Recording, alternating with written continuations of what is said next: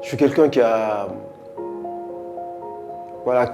toujours voyage, virevolte entre différents pays. Vous savez, des fois même quand je fais mes concerts où je vais en tournée, bon voilà, comme je disais, je suis artiste, photographe, chanteur, comédien. Quand je finis mes tournées, des fois je vais acheter une voiture à Berlin, je fais Berlin-Bamako.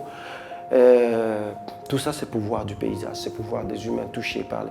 Vous savez, comme on dit, ma grand-mère, c'est elle qui me disait tout le temps que la terre est petite, les gens sont grands. Elle me dit que notre richesse, notre plus grande richesse, ce sont les rencontres. J'ai migré du Mali et je suis parti, j'ai vécu un moment en France. Et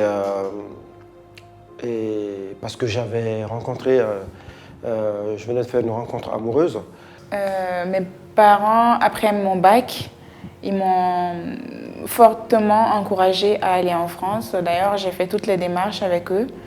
Le système éducatif ici, avec les nombreuses grèves, les retards, tout ça, j'ai préféré vraiment aller en France pour avoir mon diplôme très rapidement et revenir afin de commencer à travailler. Je souhaite me spécialiser en supply chain management, mais ailleurs. Et j'ai une préférence pour la Chine. Cela me donnera la possibilité d'avoir de la valeur sur le marché.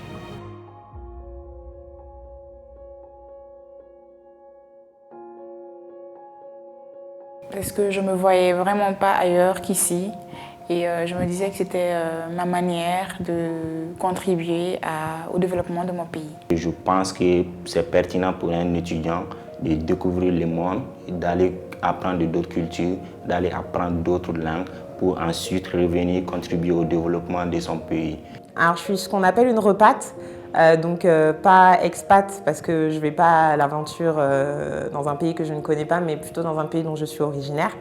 Je dirais que j'ai toujours été éduquée dans une dynamique de bon oui, vous êtes né, vous avez grandi en France, mais n'oubliez jamais d'où vous venez. Quand j'ai choisi de poursuivre mes études supérieures dans le domaine de la santé, c'était toujours avec cette idée de oui, un jour je retournerai au Mali et puis j'essaierai d'aider, de participer au développement du pays, j'essaierai de mener des actions humanitaires, etc.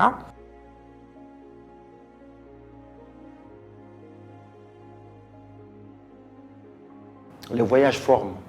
Tu vois, voyager, c'est une école. J'ai eu un bonheur fou de lire.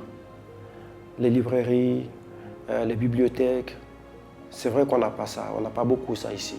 Mais ça a vraiment été une richesse. Ça m'a quelque part permis de savoir d'où je viens. En fait, c'est l'amour du voyage, l'amour de rencontrer. Vous voyez? Et c'est vraiment difficile de comprendre en tant qu'humain qui est autant de barrages dans la vie. Je peux dire que pour moi, ça a été peut-être un peu plus violent au départ parce que j'étais persuadée de connaître le Mali, d'être malienne à 100% et d'arriver, je pensais que je rentrerais dans le moule, etc. Mais non, je me suis rendu compte voilà, qu'il y avait aussi des choses auxquelles il fallait que je m'adapte, que j'avais énormément à apprendre. Alors la migration, c'est arriver quelque part avec ses bagages, avec son histoire, son vécu, et c'est apprendre.